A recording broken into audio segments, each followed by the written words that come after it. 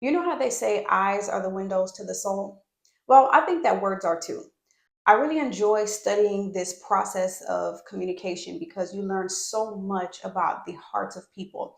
A person might say one thing, but their tone and their body language reveal a completely different truth. And in talking about that hidden truth behind what people say and what people do, today we're talking about communicators that are labeled as too sensitive or too harsh. TalkTicians, welcome and welcome back. My name is Tatiana. I teach communication strategies to help you master conflict resolution. Today, we're talking about why it's so challenging to communicate with people that are deemed as too sensitive or too harsh. We'll talk about why they talk the way they do. And then I'm going to give you some practical tips on how to communicate well with these types of personalities. Dealing with overly sensitive people, a very neutral statement can feel like an attack to them. So, for example, let's say that you are having a cookout and you ask Cousin Faye to do the chicken. And at the end of it, I mean, the chicken was a little fresh. It was a little bland. It needed some sazon. So you say in a very neutral tone, next time let's add a bit more salt to the chicken. Cousin Faye ain't having it. And she just flies off the handle. Oh, so you think I'm not good enough? You trying to say I can't cook? And it turns into this whole thing. Talking with people that are overly sensitive can also feel difficult because you feel like you can't really be yourself. You're constantly walking on eggshells. So what could be a very enjoyable afternoon with the family now turns into this time of you thinking about, okay, well, what do I do or what do I say to not set Cousin Faye off? And that is really anxiety producing. On top of that, what adds to the difficulty is that an overly sensitive person is not truly listening. And that in and of itself is frustrating enough. But then the effect of that is if they're not listening, they're also not growing either.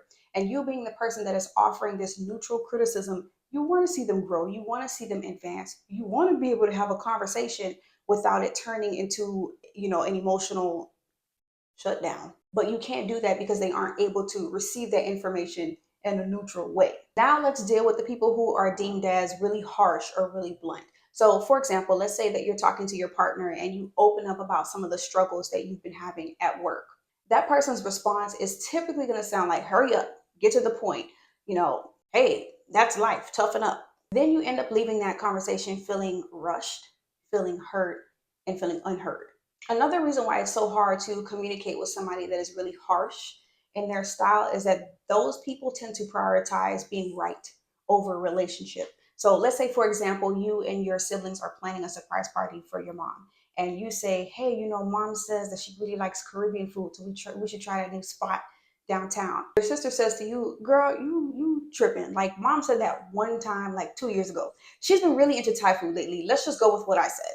Even though that sibling didn't yell, the tone of it is still harsh. There's no willingness to listen, collaborate, compromise, none of that. And that kind of approach can probably make you feel pretty dismissed or angry. Another reason why it's really challenging to communicate with somebody that's very blunt is that they tend to prioritize criticism over curiosity. Criticism has its place, but what I find with these personalities is that they tend to offer that criticism either at the wrong time and or when they're in the wrong position. And we'll talk about that a little bit later. Now that we have a better understanding on why it's so difficult to communicate with these folks, I want us to get a better understanding of the why. When we know why people speak the way that they do, it helps us to develop the understanding and the empathy necessary to navigate those difficult conversations. And you need understanding and empathy in order to excel as a great communicator. Now, this is not an exhaustive list, and you'll even see that some of these qualities overlap between the sensitive person and the overly harsh person. But I'm going to give you three just to give you some context. We really want to understand what's the deeper reason. Why do people communicate the way that they do? So, number one on my list is the brain. We have to pay attention to that. I truly believe that people aren't just being a way to be a way. You could be talking to somebody that is neurodivergent. You could be talking to somebody that is a highly sensitive person, which, if you do a little research, that's actually hereditary. So obviously not something that they can control. Some people are just wired to experience things on a deeper level. Sounds are louder to these folks. They read your tone before they actually hear your words. These are the people that tend to avoid violent movies because they can actually feel the gore, right? They feel very deeply. And it's almost like the part of the brain that processes emotion and helps them to express emotion It's almost like it has a magnifying glass on it. That's not something that they can help. In dealing with the whys, some people are just more empathetic. For some people, they are born with a ton of empathy. For others of us, we have to develop that skill. But for the person who is very empathetic, they don't need you to say how you feel. They've already picked it up in your tone, your body language, that little crack in your voice. And they're not just picking up on these nonverbal cues, they're actually feeling the feelings that you're feeling. So your sadness, your anxiety, your overwhelm, all of that, this person can actually feel it. So it's like having a conversation with somebody, but you have like a really heavy backpack on, or like a really heavy weight. You probably wouldn't be able to have a good conversation either if you felt all of that. Now, if this person is not aware that they have this gift, they probably don't know how to set boundaries in this area either. So at the end of the day, they end up just feeling overwhelmed and exhausted. That overwhelm may come out as being overly sensitive, crying, uh, being snappy, not being able to take neutral criticism. Then we have to take into account people's upbringing. So if they grew up in a space where there was a great deal of emotional neglect and abuse, they're probably not going to be able to take what you got to say easily. So many people grow up in environments where they're ignored or they're punished when they have, I guess, big feelings or difficult feelings. When they cried or when they were hurt as children, they were sent alone to their room to figure out how to deal with it.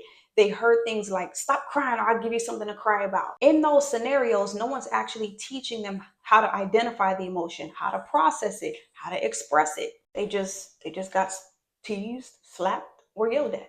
So now as an adult, even a little bit of tension can feel very threatening. Growing up in that kind of environment, you learn how to suppress your feelings, obviously, because that's how you have to survive, right? So maybe they're not yelling and screaming at you when you give them some kind of criticism, but they shut down, they completely withdraw, or they cry.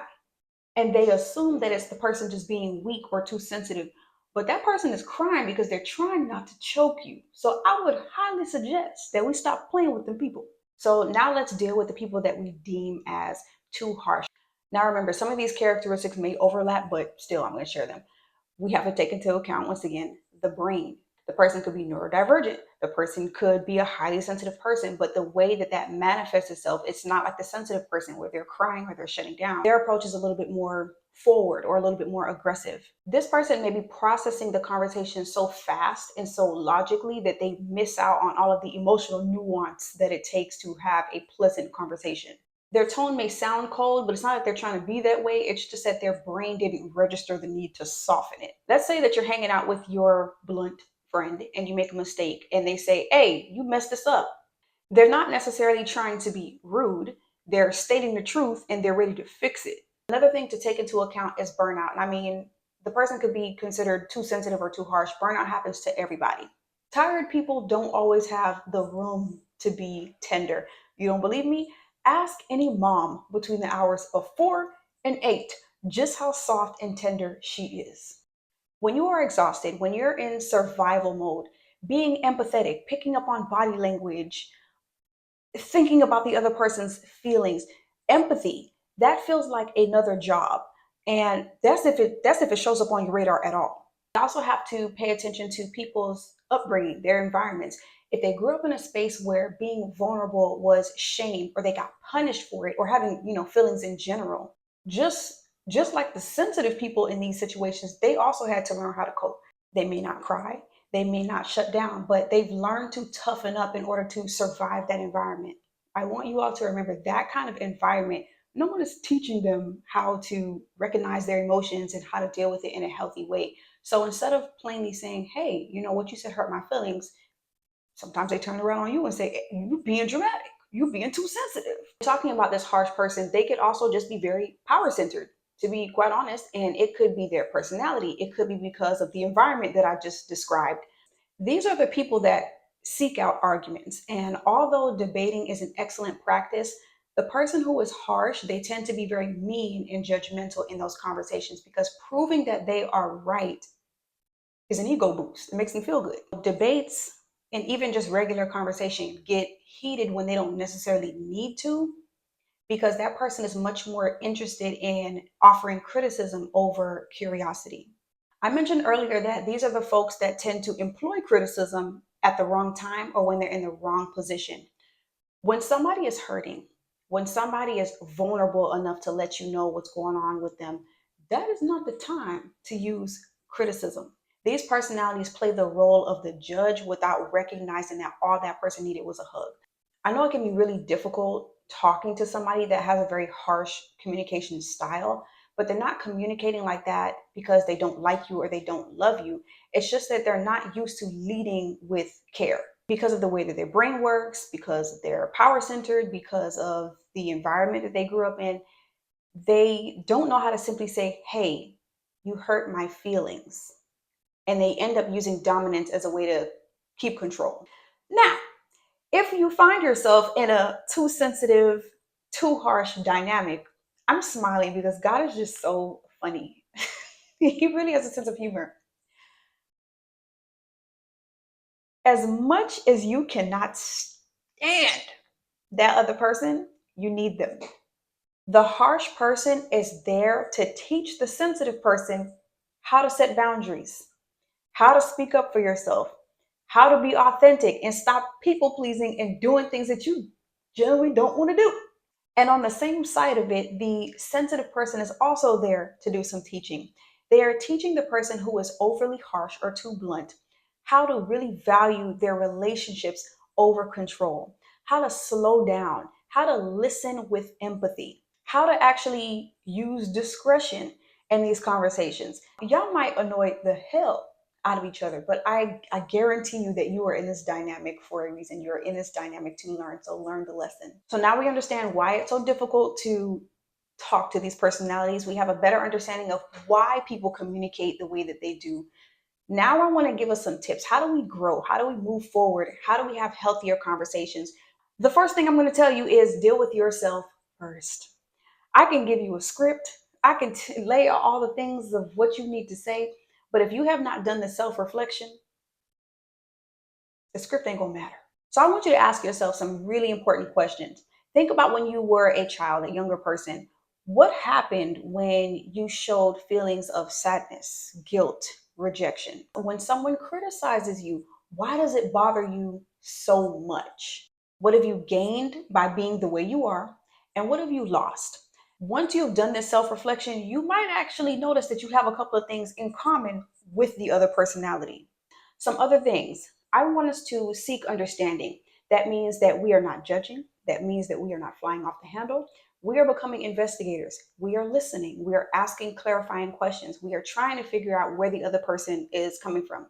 Is that difficult? It can be, but no one said that this journey was going to be easy. Okay.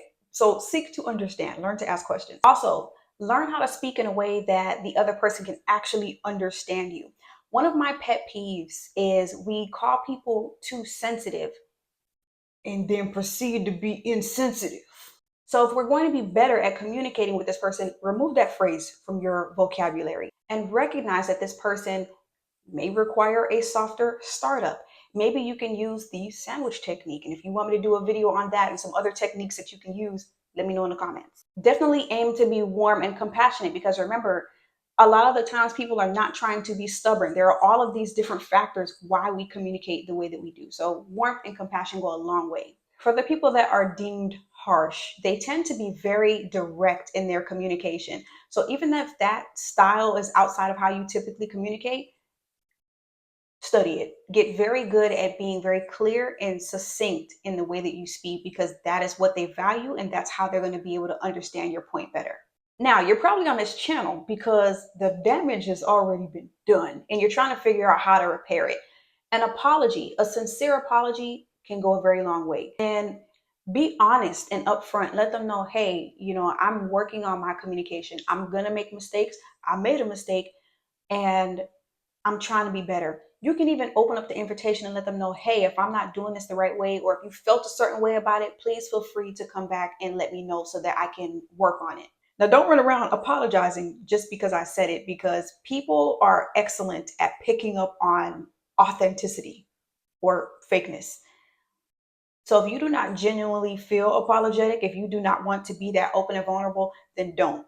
But I'm just letting you know, when an apology will do some amazing work. The words we say speak volumes about our experiences, our values, our traumas, And it is up to us to develop the self awareness and the skill necessary to learn how to communicate well with the people that we love and care about. On this channel, we are all about learning and growing. So, in the comments, let me know, have you ever been labeled as too sensitive or too harsh? And if so, what can you do to find the balance to improve your relationships? TalkTicians, until next time.